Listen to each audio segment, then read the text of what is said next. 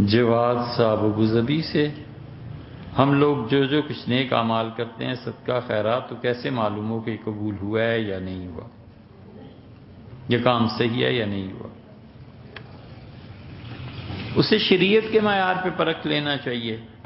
کہ شریعت اس کام کے متعلق کیا حکم دیتی ہے، پھر اس کے بعد چاہے ہزار وسوسے آتے رہیں، بس شریعت کے مطابق ہو گیا۔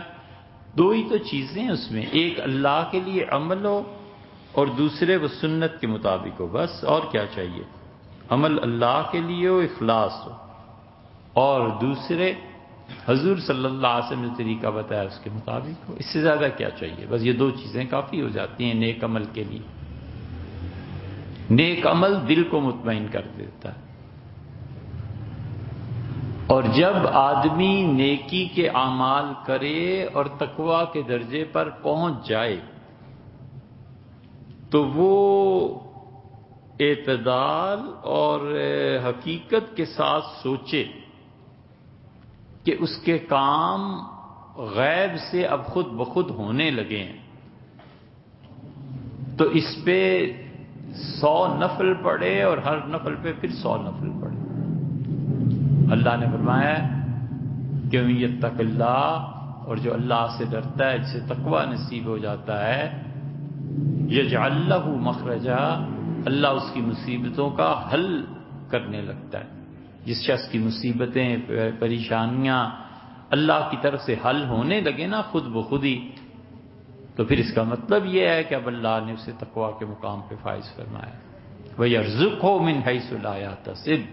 اور اللہ اسے وہاں سے دیتا ہے جہاں اس کا وہم و گمان بھی نہیں ہوتا۔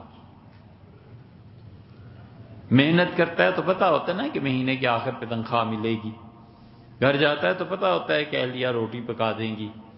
کسی جگہ جاتا ہے فون کرتا ہے تو اسے پتہ ہوتا ہے کہ فون میرا مسئلہ حل کرا دے گا۔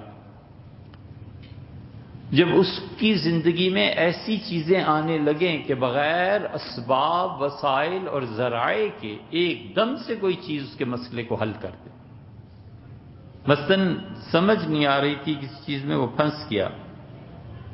کہیں جا رہا تھا تو ایک جملہ کسی کا سن لیا اور اس جملے نے اسے نفع دیا، کسی کی دعا لگ گئی، کسی نے فون کیا اور کہا میں آپ کے لیے دعا مانگتا ہوں، اسے نہیں پتا کہ آپ کی طبیعت ہے، وہ کہتا ہے میں دعا مانگتا ہوں اللہ تعالیٰ آپ کو عافیت سے رکھے، اس کا مطلب یہ ہے کہ یرزقہ من حیث لا یحتسب، اللہ وہاں سے دے رہا ہے جہاں اس کے وہم و گمان میں بھی نہیں آ سکتا تھا۔ تو یہ شخص متقی ہے، اور یہ شخص ہے اس قابل کہ اس کی صحبت کو اختیار کیا جائے۔